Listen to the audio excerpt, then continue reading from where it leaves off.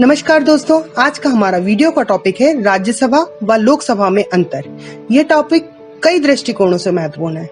सामान्य जानकारी के साथ साथ राजनीति विज्ञान के अंदर यह टॉपिक बहुत इम्पोर्टेंट है।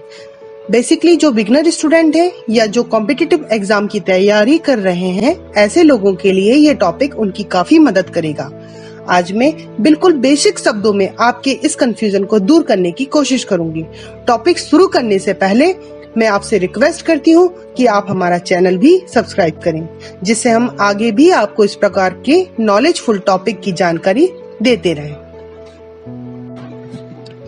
विद्यार्थियों, आपने लोकसभा व राज्यसभा का वीडियो तो कई बार टीवी पर देखा होगा, पर क्या आपने नोटिस किया कि लोकसभा में कारपेट का रंग हरा क्यों होता है और राज्यसभा में कारपेट का रंग लाल क्यों होता है?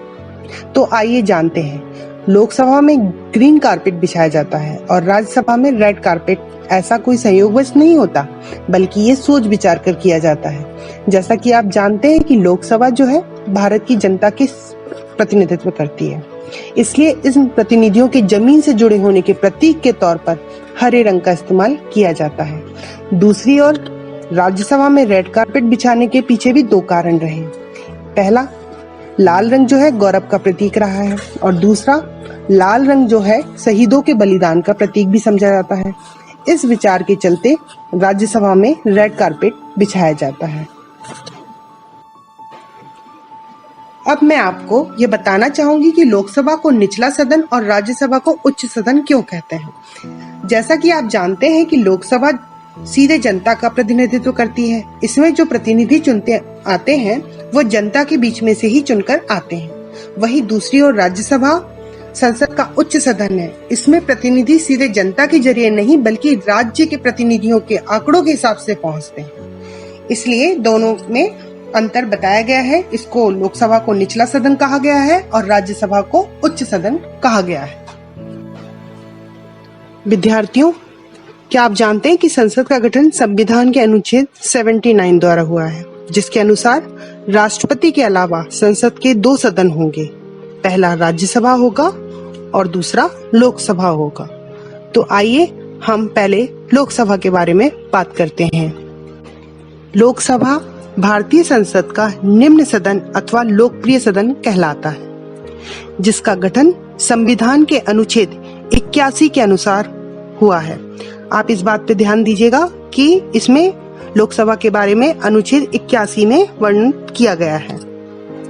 विद्यार्थियों, लोकसभा जनता का लोकप्रिय सदन इसलिए कहलाती है क्योंकि यह जनता का प्रतिनिधित्व करती है। इसके सदस्य आम जनता द्वारा वयस्क मताधिकार के द्वारा चुने जाते हैं। विद्यार्थियों, यदि हम लोकसभा की सदस्य संख्या के बारे में बात करें तो प्रारंभ में इसकी सदस्य संख्या 530 थी, लेकिन 31वें संविधान संशोधन 1974 के द्वारा लोकसभा की अधिकतम सदस्य संख्या 552 हो सकती है। यहाँ मैं ये बात बताना चाहूंगी कि 552 सदस्य किस तरह से आते हैं।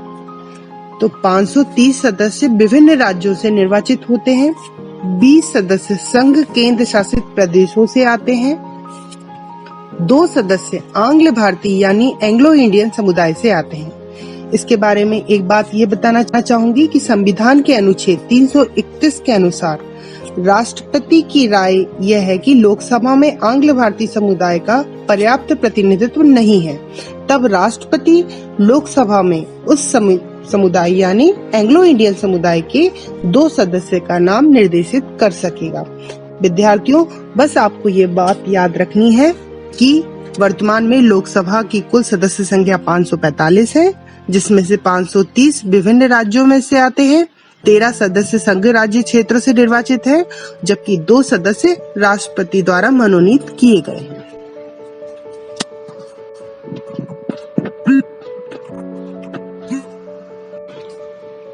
विद्यार्थियों, यदि हम लोकसभा के कार्यकाल के बारे में बात करें तो संविधान के अनुच्छेद 83 के अनुसार लोकसभा का जो कार्यकाल है वो 5 वर्ष का होगा।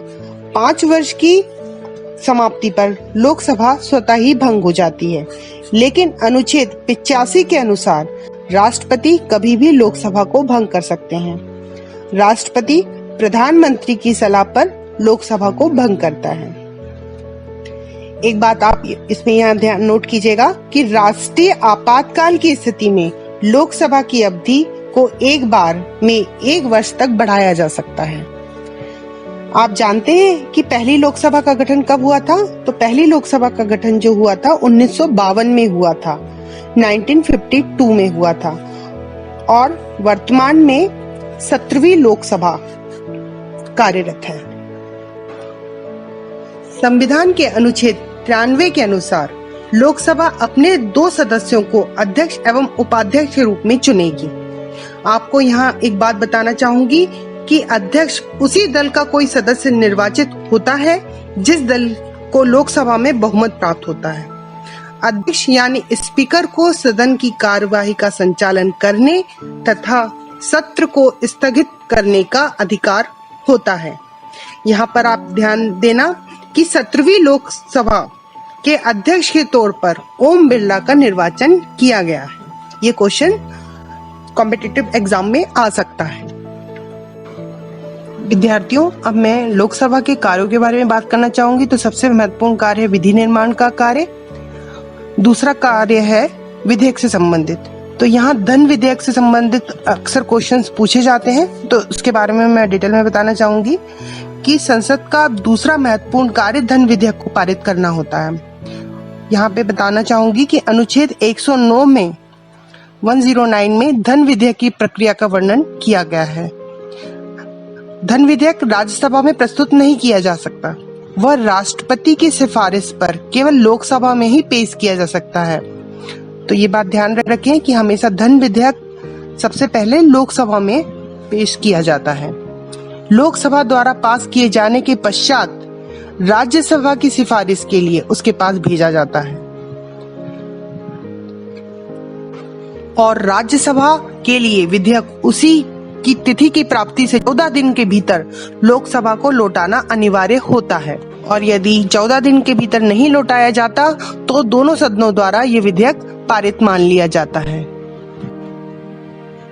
अंत में एक बार फिर से मैं रिक्वेस्ट करूंगी कि हमारा चैनल जरूर सब्सक्राइब करें व बेल आइकॉन दबाएं, जिससे आपको आगे भी उपयोगी एवं महत्वपूर्ण सूचनाएं प्राप्त होती रहें।